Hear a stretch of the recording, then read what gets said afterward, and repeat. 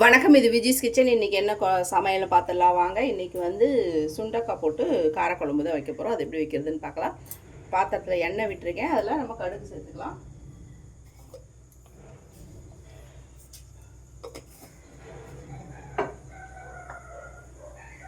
கடுகு பொரிஞ்சதோ கொஞ்சம் போல் வெந்தயம் சேர்த்துக்கலாம்.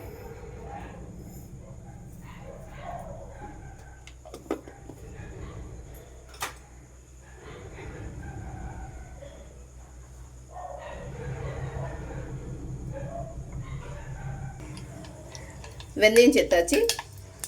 இப்போது சின்ன வெங்காயம், பூண்டு, சுண்டைக்காவை ரெண்டாக கட் பண்ணியிருக்கேன், அதையும் சேர்த்துக்கலாம். அது கூட கொஞ்சம் தக்காளி, கருவேப்பிலை சேர்த்துட்றேன். வெங்காயம், சுண்டைக்காய் நல்லா வதங்கும் போது பூண்டு அப்போயே உப்பு போட்டுட்டோம்னா அதில் நல்லா உப்பு ஏறிடும். குழம்பு நல்லா டேஸ்ட்டாக இருக்கும் சாப்பிட்றதுக்கு. தேவையான அளவு மசாலா சேர்த்துக்கலாம். ரெட் சில்லி பவுடர் 1 ஸ்பூன் சேர்த்துருக்கேன். மிக்ஸ் மிளகாத்தூள் ஒரு 2 டேபிள் ஸ்பூன் சேர்த்துருக்கேன். இது காரத்துக்கு நமக்கு எவ்வளோ தேவையோ அந்த அளவுக்கு நல்லா வதக்கிக்கலாம்.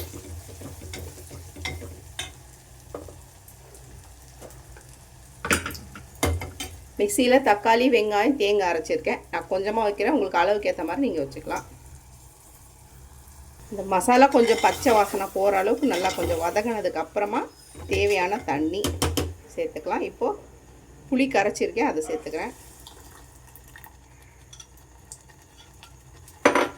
கூட தேவையான தண்ணி விட்டு நல்லா கொதிக்க வச்சு இறக்கும் போது மல்லி தூவிக்கலாம். அடுத்து புதினா துவையல் தான். அதுக்கு தேவையானதெல்லாம் எடுத்து வச்சு காஞ்ச மிளகாய், தனியா, புளி இதை எண்ணெயில் போட்டுக்கலாம். இது 3 வதங்கினதும் இஞ்சி பூண்டு,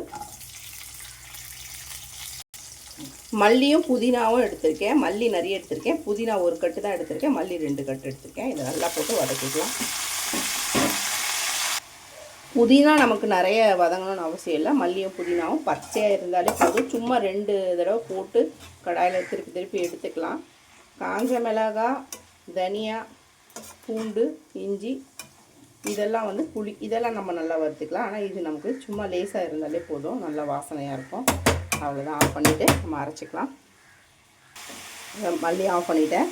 அந்த பக்கம் சுண்டைக்காய் குழம்பு கொதிச்சிட்ருக்கு, அதில் நான் மல்லி சேர்த்துக்கிறேன். சமையல் வேலையெல்லாம் முடிஞ்சு என்ன லஞ்சுன்னு பார்த்துடலாம். சுண்டைக்காய் போட்டு காரக்குழம்பு வச்சுருக்கேன், அப்பளம் பொரிச்சிருக்கேன், பீட்ரூட் பொரியல், மல்லி புதினா துவையல், ஒயிட் ரைஸு,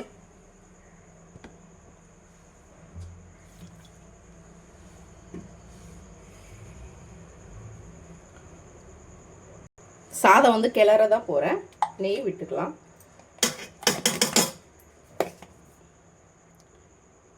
குழம்பு ஊற்றி கலர போகிறேன், கலரி தான் கட்ட போகிறேன்.